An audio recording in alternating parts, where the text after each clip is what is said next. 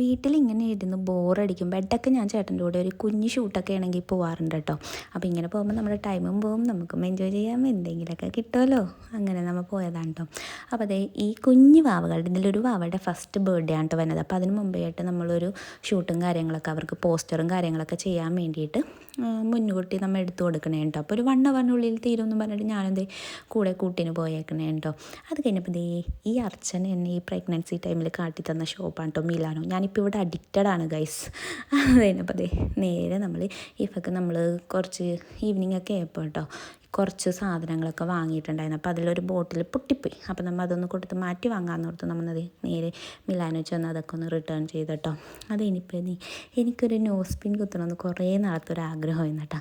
അങ്ങനെ അതൊക്കെ കുത്തി പിന്നെ ഈവനിങ്ങായി വീട്ടിൽ വന്ന് നമ്മൾ വാക്കിങ്ങിനൊക്കെ വേണ്ടിയിട്ട് ഇറങ്ങിയ കേട്ടോ. അങ്ങനെ ഇന്നത്തെ എൻ്റെ ദിവസം ഔട്ട്പുട്ട് തീർന്നു ഗൈസ്. അപ്പോൾ നമ്മുടെ ഷോർട്സൊക്കെ എല്ലാവരും ലൈക്ക് ചെയ്യാൻ മറക്കല്ലേ.